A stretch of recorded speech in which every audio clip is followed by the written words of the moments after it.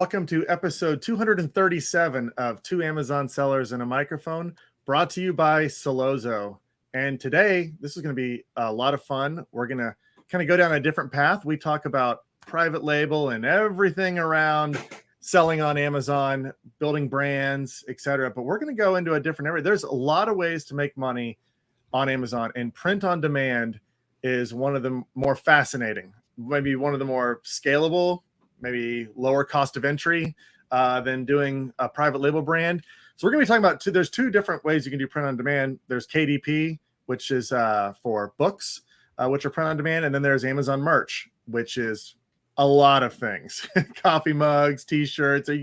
We'll dive into all of it. But joining us to talk all about that is Ryan Hogue. How are you, Ryan? Hey, I'm good, guys. Thank you for having me, Dustin and Chris, man. It's nice to meet you guys officially here. And I'm excited to talk about merch, KDP, and just selling on Amazon in general. Absolutely. We're excited too. I mean, like I mentioned, we don't spend a lot of time talking about merch and KDP, but there's a lot of people out there that are killing it in those areas. And I remember when merch came out, I signed up. I was like, okay, let's go. And then I did nothing, which is too bad. It's one of those things, juggling a lot of different opportunities, and that one kind of slipped through. But it was great to touch, because I remember when it first came out, it was one of those things. I was like, what? Wait a second. And I was selling physical product. I was like, you could actually put this design up and get paid for like $7 a shirt.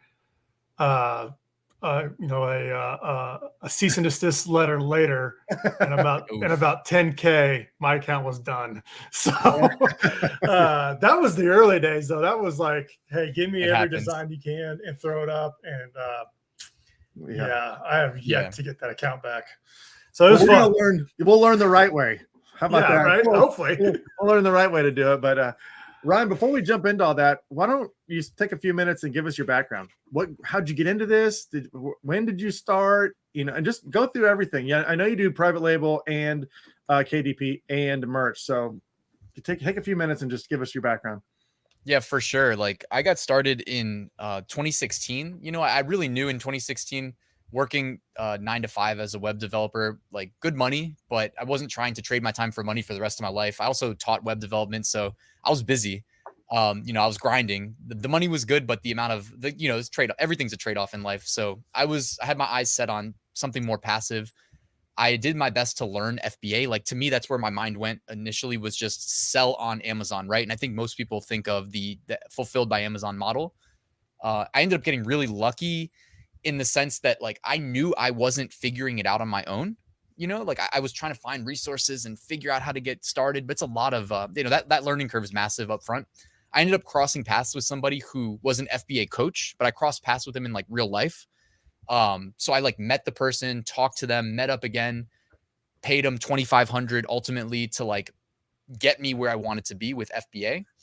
And right around the time that I launched my first FBA product, like early 2017, maybe, I probably ordered it in like January, had it live in March, was when I got into the Merch by Amazon program. That it's funny that we're all familiar with it, right? But if you could go back in time and just, either utilize your account or, Chris, like, just not fly too close to the sun, maybe, as I like to say. I got burned for sure. Yeah, like, because I had no clue what I was sitting on there. It ended up being a blessing, though, because with merch, you don't have to, like, go through the sourcing and crazy, price analysis and market analysis and all that stuff. You just, you have your products that you can sell. And I guess anybody not familiar with Merch by Amazon, by the way, it's like an Amazon run program, like an Amazon portal that you have to apply to. And if you're accepted, you don't need to pay anything. Like, there's no credit card required. You literally log in and you click create new product, and they say, okay, what kind of product you want to create? Here's like 14 options right now. It's grown from, back in the day when it was, I think, maybe 2 options, just 2 types of t-shirts, to t-shirts, tank tops, hoodies, you name it. And you say, I want to upload to these products, and then you upload a design. And a lot of people, that's probably why maybe Dustin didn't see it through all the ways. You're like, well, crap, like, what am I going to upload as far as designs go, right? And what's funny is, and this is a lot of what I talk about on my YouTube channel, is you don't need to be a good designer. Like, I'm very publicly not a great designer, but there's ways around it. For pretty low monthly fees, you can join different programs, use professionally designed graphics, and then just add some text. Father's Day is coming up. Go grab like a graphic for like $1 on Etsy or, a subscription site, and you can get professional, like really nice designs. Just add some text, and if you're like, what do I add for text? Well, just go to Amazon and look at what's already selling and, study those. And anyways, long story short, Merch by Amazon was a great opportunity for me to learn the Amazon ecosystem with no downside. Like while I was waiting for my FBA products to actually arrive for my first product launch, or even when they did arrive, that's one listing, right? So I'm like literally using Merch by Amazon to practice creating new products in the Amazon catalog in parallel with me learning FBA, which is like I've got money on the line there, a couple $1,000. So I'm like kind of fearful, moving slow, trying to be cautious. With Merch by Amazon, it's like, okay, I'm moving quick because if this doesn't work, I'm just going to delete it. It costs me absolutely nothing. And what we're really creating in that case is like, we're creating a product listing in the Amazon catalog, but the product doesn't exist. If somebody buys that t-shirt that I uploaded for Father's Day or whatever, then what's going to happen is they will create the product after the order takes place. So they'll go grab a blank t-shirt, print the design on it, ship it out to the customer. They handle customer service. We do nothing. We sit back, we collect a royalty. So what's not to love there? You mentioned the Etsy thing because early days it was just it was a t-shirt and two options. I think American whatever it was, I forget the name. They've switched the shirt type, and they've switched the royalty, by the way. When you said $7, I was like, oh, those were the days. Now it's like you sell a shirt for $19.99, you make $5.23. Okay. Yeah, it used to be $7. Used to be nice. Like, whoa, that was nice. All right. So they've added more offerings, which which everybody knew they were gonna do. And like you mentioned, I was playing Too Close to the Sun, which really sucks because I would love to be doing that. It was a good time. But you mentioned this Etsy little hack or tip. What do you do there? Oh, it's kind of overlooked, but man, Etsy's opened the doors to really sell almost anything there. So like you can go buy graphics, like digital downloads. There are shops that make a killing on Etsy just selling graphics that they make for like $2, So that's why I was trying to say, for us, I don't know, are any of us three good graphic designers? Probably not. Well, we're okay. We can go to Etsy, type in a keyword search, download a file for $1, $2, whatever it costs. And obviously there's other alternative websites too, because this is a need for many people, right? And people have realized that we can pay $20 a month in a subscription service or $2 to Etsy and monetize those images that we're buying. We get commercial rights, and we can use them on t-shirt designs. Dustin, you had mentioned mugs. They actually don't have mugs in merch. It may be I thought they did, but I guess not. Yeah. It may be a future thing, but so just a really quick note, like we were talking before we went live about, I talk about my like complimentary approach to selling on Amazon. Well, another added benefit of selling through FBA is that I can list fulfilled by merchant products that are print on demand products at the same time next to my FBA products, right? So I'm like monetizing that Seller Central account in other ways. And all the t-shirt designs, what's cool about them is I can then go list them on, depending on if it's optimized for like a light shirt or a dark shirt, I can list it on a white coffee mug or a black coffee mug. So I've been doing that for years. And what's cool too, I guess I won't jump the gun, but like later in my story, in my timeline, like, and a lot of this was just through having a YouTube channel, people reached out to me. Is like, there's so much really cool development on the technology side for sellers. A lot of automation tools exist. So I've been able to like really kind of streamline and automate a lot of these processes, and then also allows me to scale, make more money, and, focus on doing a YouTube channel. So something I remember going through was like keeping up with the trends, like, making a shirt, there'd be Father's Day, and then you have 4th of July, and you had to like keep up with the trends, and there'd be some crazy thing in like trendy news, and you would want to make a quote about it and people would take it. How do you keep up with all that? You don't have to, is I guess the short answer, right? Like I don't do that anymore. But when you just get started in Merch by Amazon, if you guys remember, it's like very gamified. Like when you start, you can only upload 10 products. And as you make sales, they'll gradually increase that number. So you go from 10 to 25, 25 to 100, 100 to 500 to 1,000, 2,000, 4,000. Like I'm at 200,000 now. So like, I don't need to worry about Father's Day because I'd much rather, like, in theory, the way I explain my current approach is if I fill my 200,000 slots and I make $5 per sale and I only sell one time per year, like 200,000 products sell once a year, $5 profit, it's $1 million, right? So that's more the approach that I'm taking, because it lets me sell in these little pockets where there's like people, there's no competition basically. Like I can just manufacture a shirt in an area, not even have to validate that the niche exists, because if it doesn't sell, it's only one of 200,000 slots in the first place. It doesn't matter, right? So you leave these things, you leave them active. You're not like getting them down. You're not taking a design down. It's always available. And then if you just sell one, are these, do you have relationships with these designers now that you've created so many options? Are you able to just say, hey, Etsy seller, let's take this offline and let's do something monthly. And I just need 50 designs or 100 designs a month. Here's, whatever that cost. No, it's a good question. Like the Etsy example was, I've actually never used Etsy to like buy a graphic. It's just one of these things where it's like the lowest hanging fruit. Like I don't think anybody thinks twice about spending like $1 or $2 on Etsy. My actual recommendation would be to pay like, you can join a place called Creative Fabrica for like $19 a month. That's probably your best bang for the buck, because they have a incredibly massive assortment of like tens of thousands of fonts and hundreds of thousands of graphics. So as far as like, you'll find everything you need plus a million other things that you didn't know you needed there. There's a website called Vexels where it's just like premium designers, and you're getting like their actual like best designs there too. And you can just kind of tweak them. That's what I like to do.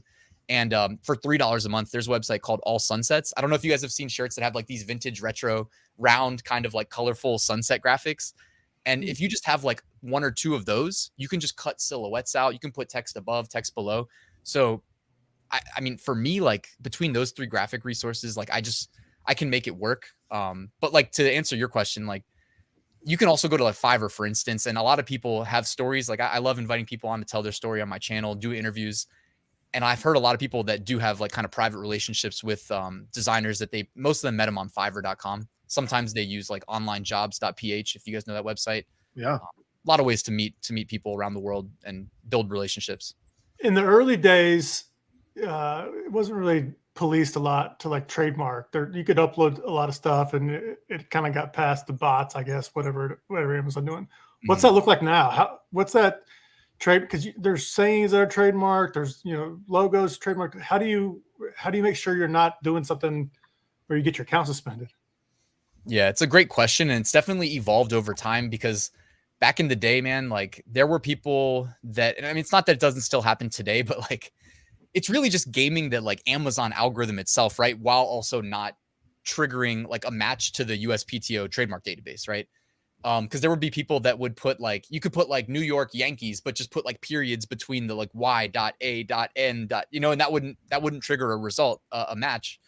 But those have been cleaned up a lot. Like you'll still find them here and there, but based on my experience kind of from the outside looking in, and with the YouTube channel, and like I've got a couple of Facebook groups, I can, without having to live through it, I can see kind of what's happening. And most of the time when people get in big trouble, and get an account closed, they don't tell us why, but sometimes they do, right? And from what I can tell these days, unless you are literally trying to like infringe on a big brand's intellectual property, it seems like they're much more forgiving. Like you can rack up a bunch of rejections, and if they're like, like a name or something, like I don't know, just think of a name. Like I'm trying to think of like one of those like women's like fashion brand purses, like Chanel or something, right? Like sometimes you're just like designing shirts for people's names. Like if you're in tier 200,000, you can just put like name tag shirts, as dumb as it sounds. But if you upload Chanel, it used to work. Now it's like, nope, you can't upload the name Chanel, and that's not going to get me banned from the platform because they get it. But maybe in the past, I don't know, they're not very transparent, but it seems like it's not as bad these days. On the rejection side, is there like a max? Like you can't get 100 rejections in a month or your account's going to get suspended for 30 days? Is there like a threshold there? Or is it just, if you get rejected, you get rejected, just move on to the next design, your account's still in good standing? Yeah, it used to feel like maybe there was a soft limit based on your tier of like how many rejections you could rack up. My feel today, because they are not transparent about this stuff. Like I went on vacation like a couple weeks ago, and I planned like 5 videos to go out while I was gone. And like, I read through all of the updated merch resources, like super boring videos, but good to see like what the people who actually work there, who know how it works, are willing to disclose. And they don't put it in like technical like terms of what it actually equates to in the code behind the scenes. But I did learn a little bit about it, and it does seem like they're a little bit more lenient today than they used to be. Like, it's a great question, because back in the day, it did feel like there was some hidden soft number that you had to avoid, even if they were completely innocent rejections. Today, it feels more like unless you do something really bad, you're probably okay. How do you get a merch account? What do you got to do? What do you got to have? So that's another thing. When I read through those resources, it kind of like pulled back the curtain and sounded a little bit more like what I expected. So you go to merch.amazon.com or amazon.com/merch. Either one will take you to the same place. And there should be a button. It used to say request invitation. I think it says something else now, like just apply or something. Either way, it's kind of like anything else. You click next. I always say click next 3 times, fill out the answers, and then wait and see. But there's a little bit more to it. Like they want right up front before you're in, they want like your banking account information. Like they want your country. They want to know who you bank with. And that to me is the biggest determining factor. If anybody's watching, there's videos on YouTube where people will talk about the secret way to get into Merch by Amazon. And these videos get tons of views if you act like you really know the way. But like, not that many people are really shooting straight and just being like, hey, if you analyze hundreds of people that get in and don't get in, like I kind of have over the years, where you apply from seems to matter most. And beyond that, it's who you bank with. It has to do with like payouts, I guess. So yeah, that's the biggest determining factor. And I don't have like the whitelist and the blacklist memorized, but if you're in the United States, you should be able to get in. And if you don't get in the first time, you can create a new Amazon account for free, reapply. If you're outside the United States, you might be in trouble. It depends where you live. Are these like individual buying like Amazon accounts? Like I have my personal Amazon account that I just buy from. Am I using that same account, I guess, to create this merch account, or is it a completely different email address? Do I want to separate them out? I hate saying anything definitively because I used to work as a web developer. So it's like, if only I could see the code and really know how it actually works. But I personally, like, I have all mine under one roof. If it didn't matter whether or not you have it tied to a account with buying history, which I don't think it does, honestly, because I know that there are people that are able to like spin up new accounts at will. I don't know how it works, but I know that there are people, like, there's a whole like black market of like selling Amazon accounts, like Amazon merch accounts, I should say, to the people who can't get in. That exists, of course. If there's a high enough demand, someone's gonna meet that demand. And so I don't think you need buying history, but also if you have them separate, then if you end up like exiting your merch business later, which of course, against the rules, you're not supposed to do it, whatever. Of course, people do it. You can go to Empire Flippers and look at the merch accounts for sale. Well, you're going to be selling your buyer account too if it's all under one roof. So something to consider. So you can get multiple merch accounts. You just have to have different bank accounts. I don't think you're supposed to have multiple. So it's like, I don't want to mislead anybody, but like in theory, you can run multiple, but there is something to do with like the IP addresses you use. I've never bought one, right? So, but I do know kind of, I'm in the mix, right? I see it in comments. I see it in the Facebook groups and stuff like that. When you buy one, my understanding is you use a VPS and you have to like be consistent and like logging in through that, virtual private server and stuff. Interesting. All right, well, let's walk through your process for whatever Ryan's method is for doing merch. So you've already talked about you get a design, you edit it whichever way you need to edit it, add some text to it. What's it look like? What's the process for creating the listing? Is it complex? Is it easy? I mean, I don't even know.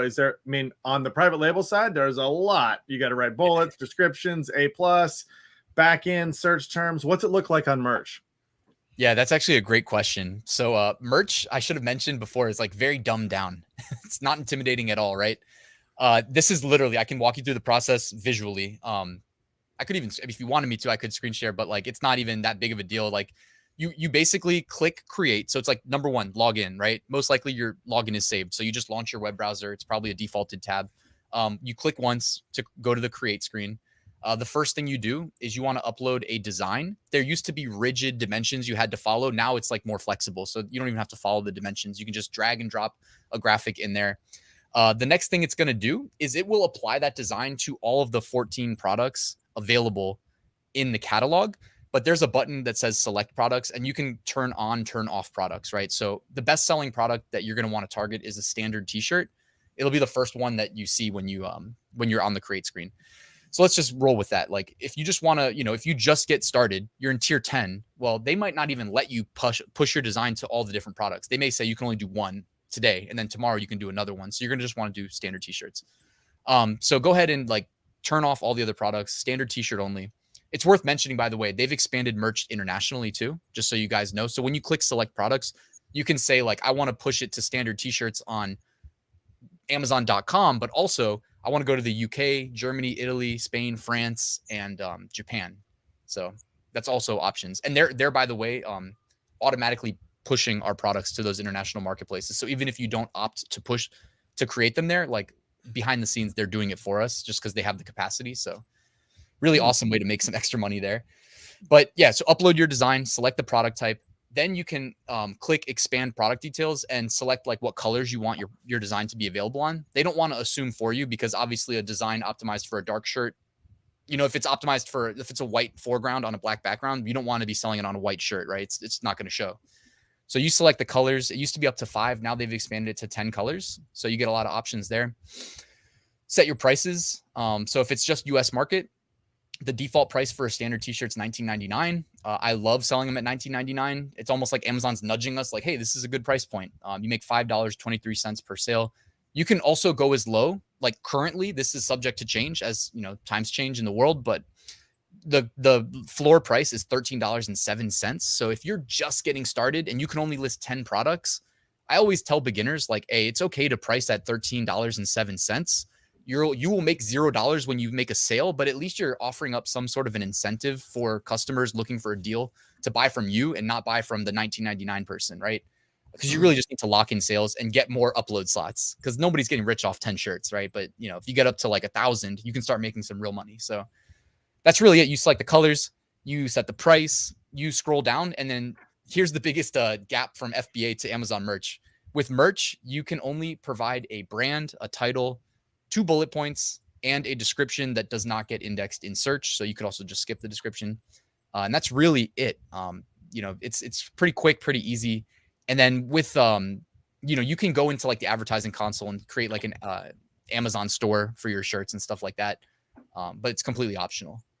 From what I remember, you can make separate brand names for like different types of shirts. It's like if you've got, I don't know, like a baseball themed brand, you could make a baseball themed brand. And then every shirt that you make that's baseball themed, you would use that brand name. But everybody else could use that same brand name that you used. And so you have potential there of like cross promoting other shirts that may not be your shirts. Is that right? Still? Yeah, that's still a thing. So other people can jump into your brand. So I've actually, you want to hear a quick funny story? Is like I went through the whole process of trademarking kind of like a universal brand for me, for both my merch and my FBM stuff. But I got too scared at the end to put it in brand registry just because I was like worried that it would cause some like cascade of like, it's just the volume of products I have for sale really on my Seller Central account and on my merch account, that if for some reason, like, how Amazon's system is, like if it flagged all these listings as like, oh no, now this is protected, and they don't know that the association with me is why it's there, that I'd have all of these, things removed, maybe get banned, or even if everything was fine, that I have some manual process of having to claim each product. So yeah, what you said is absolutely true. Like if you have a #1 bestseller in a brand, I can go create a very similar design and get indexed in your brand by just copy pasting your brand name. And it's, something people do. Do we frown upon it though? I don't even know, because these listings through Merch by Amazon, one huge distinction between them and Seller Central, the Merch by Amazon listings on the front end are sold by Amazon. So there's no affiliation with us, even though behind the scenes we get paid out and we're the, creators and all that. No one will ever know on the front end. They all look the exact same to the customer. So what so about no, with like bullets? clicking to your store or anything like that on merch? I guess they could click to your store, but it just shows that it's sold by Amazon. Makes sense. Yeah. What Did you about say on the something about bullets? Yeah, because I remember like you could put like search terms in there and they would get indexed or something at the very beginning. People were stuffing. You would keep the generic bullets were already there. You could only do 2, and you would just throw in like search terms to help get the product shown. Yeah. So they've really restricted a lot of the like old words that were performing really well. For one, like they have like a content. Well, it's like number one, don't put anything up that's trademarked. Number two, I always say like search the existing merch shirts because there might be like a word that isn't trademarked that they still don't allow. And they even have like a content policy that used to kind of tell you what not to write. But they've rewritten the like official merch resources that their team writes. They've rewritten them like at least 3 times here because it's like they're never too specific. Yet in the past they've been still too specific, like without telling us exactly what we can't write. They still will say too much, and they've rolled that back. Yeah, because people used to get away with keyword stuffing. You know, a lot of things now they kind of, if you read the terms and services or whatever, it's called the resources section. They'll say like, you know, basically don't do what people used to do. You still get indexed on the bullet, the words you put in the bullets, but you know, the evolution of the merch program, like the longtime sellers, a lot of them are in tier 100,000, tier 200,000, you know, so like the volume of products in the catalog is growing. So I think the like importance of including generic fringe keywords in bullets is like less important, you know? And I usually just tell people like try to get like 1 or 2 good phrase matches in the title and like mimic the, you know, the important phrase in probably the brand and, you know, even in the bullets once, you know, or if like your shirt has text on it, like almost all of mine do. I think actually all of mine do. Just put the text in the bullet somewhere as well and just keep it simple. Do you do anything outside of Amazon? Like, do you do anything with like influencers or you know, schools or, you know, like businesses and say, hey, I got a merch account. Let me take care of you. I can do some charity work. I got shirts, fundraisers, anything like that. The first story I ever heard of a 7-figure Amazon merch seller was somebody who did go business to business locally because they were a stronger like salesperson face to face than they were like a merch, you know, designer, right? So and it was just through a podcast called Merch Minds, and it was a really interesting episode. But in summary, yeah, like the guy just went to local businesses and said, hey, like, would you like me to handle fulfillment of your merch? And here's an idea of how you can promote it. Like he said, there was a local tire shop with massive outreach, and like he said, you know, you put a QR code here, the customer has an incentive to basically scan the QR code, buy the shirt with your logo, so it's free promotion. And when they do that, you offer them a discount. And that was basically it. And then they don't have to carry inventory or handle fulfillment because it's fulfilled by Amazon, which everybody knows Amazon, right? And you know, basically 7 figures later, right? And then and the best part was he would charge like setup fees and stuff, even though it takes like 5 minutes to create a QR code. And Yeah, you know what just I mean? give me your logo and I'll take care of it. Yeah, it's brilliant. So that is an interesting strategy. Mm-hmm. That's there's endless. It's endless the amount of businesses that are out there you can do that for. And those don't get flagged when you upload a logo like that. I mean, do you have to show that you have the authority to put that logo on there? It might, but you can always go back and forth with them and prove to them that you've got the rights and you'd be okay. So you could just open up their merch account for them. You run it basically, and whatever designs to separate. Oh man, I've heard of stuff just through the relationships that I've formed from the YouTube channel of like people that have relationships with, I guess you could say, the merch program. And yeah, they have like multiple accounts in the highest tier, basically infinite upload slots for use due to like the rights that company, like it's almost like a holding company for, you know, a professional sport, at least one. I won't say what, but you know, basically like so merch is just like, yeah, just go ahead and throw as many up as you want. And then also worth mentioning too, like if you've never looked at Amazon like t-shirts, like there's a bunch of big brands like Marvel, Disney owns Marvel, but MTV, more and more. There's a Top Gun movie just came out. Well, Top Gun the movie, I don't know which way. If they reached out to Amazon reached out. It's more likely that actually whoever bankrolled that movie, whatever conglomerate, you know, that was, probably just has the relationship with Amazon. They'll just have all the movies that they launch. But all these Top Gun shirts were like the top trends recently. And that doesn't mean, by the way, that when I'm looking at Amazon that I can sell the Top Gun shirts, right? Like you have to kind of know, like, and I do a weekly series on my YouTube channel called like Top Niches, and I'll put out like, hey, sell these. By the way, don't sell these, you know, because there's people internationally that don't have a clue what Top Gun is. So I'm like, hey guys, like just be careful here. Like this is a movie. You're gonna get in trouble if you list these. So yep. Oh man.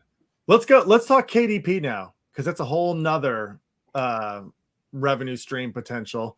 What are you doing with KDP? I mean, are you writing your own books? What does it look like? No, man, there's not enough time in the day to do everything that I would like to do. I kind of talked to you off camera about how like maybe we'll use AI to just have like some, this AI I've been playing with. You can literally say like, hey, write a 10 paragraph children's book that rhymes. And, it does a pretty darn good job of writing as well as humans would. And then your only issue is like, going and making the book and getting some graphics. Right. And that's possible. So I may come back to KDP with a vengeance and see if I can find a way of streamlining all this stuff. Like my whole thing is just, there's not enough time in a day to like do everything I want to do. So I got to kind of make it work for me is what kind of the mantra. Like for instance, we're talking right now, but I'm uploading merch by Amazon products as we speak, to all those 7 countries on all the 14 products because I have upload automation running. Right. And, behind the scenes too, I've got a design automation tool as well that me and a developer made like probably 2 years ago. And so you can upload like a graphic and it'll just automate the text. Right. So like I said, like how you can do like name tag designs, by the way, like you can just have it swap in and out the different names and download them. And then you run it in upload automation. But with regards to KDP, just for me, like my KDP process is as streamlined as possible. So in summary, what I do is I'll take my merch, like t-shirt designs that I'm already uploading, not just to merch, but I'll upload them to Etsy on a t-shirt. I'll upload them to Seller Central on a mug or a shot glass is a fun one. And then I can like convert them in bulk, 50 at a time, to KDP book covers, which is, this isn't making me rich by any stretch, but when I first started, it actually made me quite a bit of money. And it's, again, almost completely streamlined. Just drag, drop 50 at a time, click convert. And then I also just use like generic interiors. So I can have like a lined notebook interior. And again, using more upload automation, I can just, I used to just run it while I was sleeping. You know what I mean? I'd wake up and I've uploaded 500 KDP books. And, my first 3 months on KDP, like things have fallen off since then, but my first 3 months on KDP, I made $3,500 profit just doing that process that I just explained to you. So you're making like journals and stuff, like blank books. Yeah. But there's ways to do more than that aren't too hard. It's just a question of how much time you have to dedicate to it, and of course, like you were mentioning with Selloza, like you want to run some ads as well. And that's the best way to really get going, This is creative. These are avenues that I haven't gone down. Just when you think that all the ways to all the different revenue streams, you learn a new one. I love that. I never thought about KDP because my wife is an author, illustrator. She's got books on Kate that she sells through KDP. Obviously, her process is a lot longer. She's actually writing. She's not automating this at all. She's writing and illustrating, and it is that's a 6-month process to write a good book and illustrate it. So it's a different process. But I never thought about, because I've followed her, uploading in the process and just uploading like note paper in there, so it fills it with lined pages. That's brilliant. It used to be more brilliant though, because nowadays it's a lot harder. It's not like the best kept secret anymore. I joined KDP in October of 2019, and I just kind of went through like a boot camp for 3 days straight of like, I had to miss like one of my good friends, like baby shower, but it was also kind of far away. So I was like, I'm just going to stay and do KDP like 3 days straight, nonstop KDP only. And just went from not knowing anything to like having a formal streamlined process that worked and, had automation involved. So it didn't suck up too much of my time. And like, it was in Q4, obviously, but like I went from $0 to 3,500 profit in 3 months. Like and just doing it as simple as I just explained to you. Now you want to probably, we call it like kind of like low content books would be like journal paper, right? Diaries, simple stuff. But then you can do, or maybe you call that no content. Actually, low content would probably be the next step up of like, meal planners, workout journals, stuff like that, which by the way, you don't need to design any of those interiors. You can go get them on Etsy. I mentioned that website Creative Fabrica, which if you want to join for $19, or you can join for $1 for the first month, just go to ryanhogue.com/Creative Fabrica. And they have like a deal that discounts it. But, you can find KDP interiors there too. So you get the pre-made interiors, you get your 100,000 graphics, 90,000 fonts. It's like everything you need. So they also, by the way, shout out to them because they gave away an iPad for my 100,000th YouTube subscriber celebration. So that's awesome. Why they get the plug. So you could take a workout a pre-made like workout guide or whatever, and then put one of your cool designs from your t-shirts that has to do with, you know, some motivational workout saying. Right. Yeah. Boom. That's it. That's so simple, right?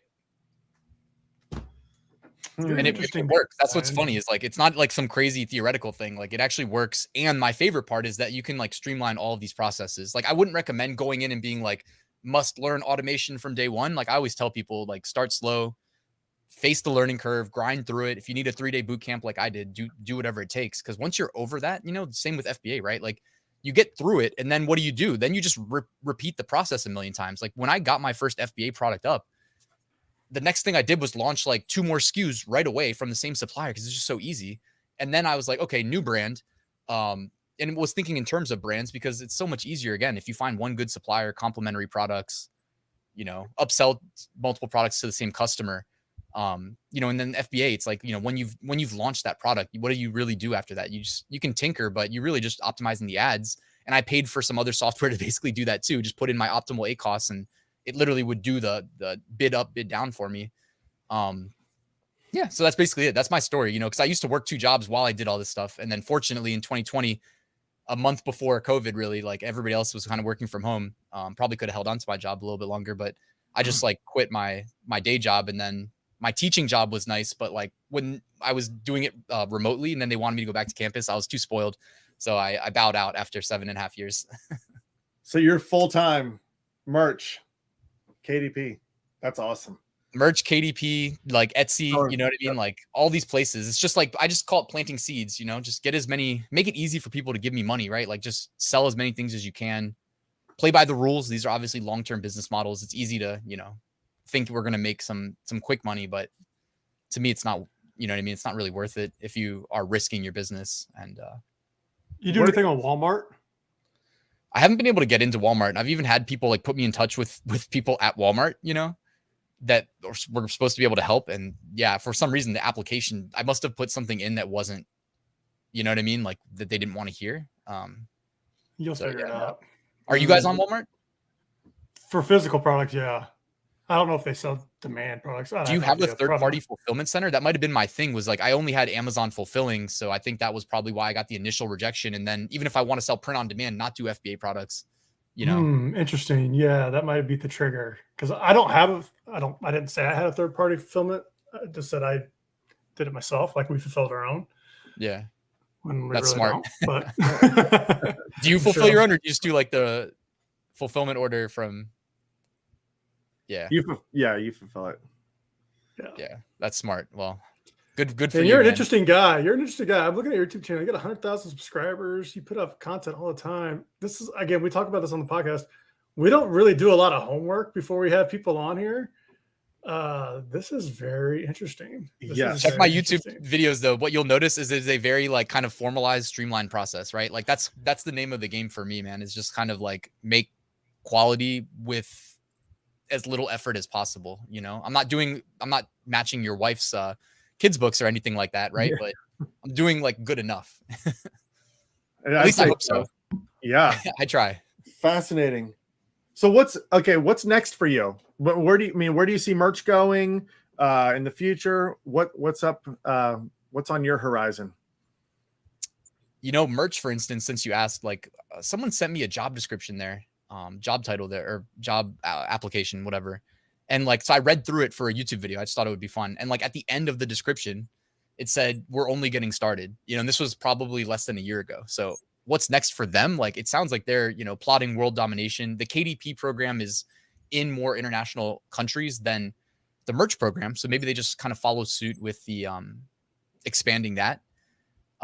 You know, for me, like FBA, I was dealing with a lot of inventory restrictions since 2020. So I'm like just getting my stuff back now. But I mean, it's taking so long to import some of these products that I'm like resurrecting old products just because it's easy, you know, that have all the reviews and stuff like that. So that's like what's next for me in terms of FBA. With regards to some of my courses that I have, you know, I do, by the way, guys, like I was a web developer. I'm a huge computer nerd, spent hundreds of thousands of hours of my life at a computer. So like, I'm actually here doing it. Like, it's not like I'm outsourcing, like, oh, make me a course, you know, like some people do and all this crap. Like I actually live what I talk, and I have these businesses. When I teach a course, it's like actually me teaching it and stuff like that. But I was mentioning like what's actually in the near term next for me is gonna probably move my courses all over to a new platform, and then kind of consolidate my offers into one that's like what I call Ryan's method. It's my complementary approach to making money online. Most of it intersects through Amazon. But there's obviously money to be made off of Amazon as well. So as long as we can like make sense of the amount of time it takes relative to the income we expect to receive, then I do it myself. If it works, I teach it. So that's basically what I do. I love it. Well, everyone can go check out your courses now, ryansmethod.com, and then also tell them where they can find you. What's your YouTube channel where everyone can go find all your great content? No, I appreciate that. It's Ryan Hogue Passive Income. So Ryan Hogue Passive Income. And yeah, if you guys end up like joining the course or anything, like you can shoot me an email. By the way, you can email me anyways, like ryan@ryanhogue.com. I'll try to monitor the comments on this video as well. But if you guys join, like definitely let me know. And because it's not an affiliate link, but we can definitely work something out here, give a kickback to the podcast. So love it, man. Fascinating. Thanks for joining us. We will get you back on for sure, because I have a lot more questions. Cool, man. Yeah, I already subscribed. I'm on your channel. I just subscribed to it. I'm just gonna start watching your videos. What I like so far is they're short. Like you keep them short, keep them to the point. I like that. Yeah, I appreciate that. There's good content too. Like if you guys are, for your audience that isn't familiar, maybe with like what I was kind of talking about pretty quickly. It's been 40 minutes, right? But it's still, you can talk forever about a lot of this stuff. Like in the description of my videos, I have like a very thorough, free, completely free mini course for like Merch by Amazon, for instance. And then also like very complimentary to Merch by Amazon. If you check out some of my other videos, you'll find my mini course for getting started on Etsy, right? And it's a very similar thing, except like Etsy doesn't have a program that fulfills the orders for you. So like I show you how to integrate a free account from other companies that do the like t-shirt fulfillment. You know what I mean? And they have like hundreds of products that you can sell, but t-shirts are low-hanging fruit. And basically it's like integrate with Etsy and then literally post your design to Merch by Amazon, post it to Etsy. Now you're on 2 huge platforms. And if you make a sale, it's pretty much all automated and you just collect the royalties, So just a great way to get started for free is really what I was trying to say. Before we leave, what's going on with crypto and NFTs? What are you doing in there? You know what, man, like I sit here all day working, but I also have a TV right here. And I love, since 2020, like I've really dedicated a ton of time, like, well over 1,000 hours at least now to learning about like kind of like finance, like the global kind of like macro financial system, which is a pretty messed up, like dark thing. In summary, dude, like the NFT bubble is a little bit crazy for me, and like whatever, it's worth whatever people are willing to buy for it. But I think it has its place in the future. Like I'm big into the Flow blockchain, like NFL all day. They have the official like NFL NFTs. If you need to start somewhere, I would say start there because it's tied to the most popular sport in the country. And then if they ever integrate that with fantasy football, then all of a sudden you're going to be cooking with gas, and anything you own will be worth like 10x that day. And then also like, man, I just love Bitcoin. If you guys actually research crypto, like Bitcoin's the only crypto that matters. I went to Bitcoin conference this year. Like if you go deep into how, like what makes Bitcoin actually relevant as a proof of work blockchain, it's the only crypto you need to own. The rest are just speculating on a quick, like multiple so that you can buy Bitcoin, hopefully. Right. I love it. You're busy, man. I love it. You think the way that we think, just like, there's so many cool opportunities out there. Let's be friends. Yeah. Oh, we are now for sure. Careful what you wish for. Yeah, exactly. Exactly. But yeah, and thanks so much for joining us. This was an absolute blast. Thanks everybody for tuning in today. If you like content like this, make sure you subscribe to this podcast. We're on all the podcast platforms out there. You can also see all of our live streams on Solozo's social media platforms. So make sure you subscribe there as well and turn on notifications so that you get notified when we go live with really cool people like Ryan. So yeah, everyone go do that. And also, if you are currently selling on Amazon, whether it's merch, KDP, physical products, FBA, FBM, doesn't matter, and you're running ads and advertising is sort of a struggle for you, we'd like to help you at Solozo. We can help fully automate and optimize all your advertising campaigns on any of those platforms. So go to Celozo.com right now. You can schedule a demo and we will walk you through the power of the platform. All right, everybody, that's it for today. Thanks for tuning in. And thanks, Ryan, for joining. We will see you next time.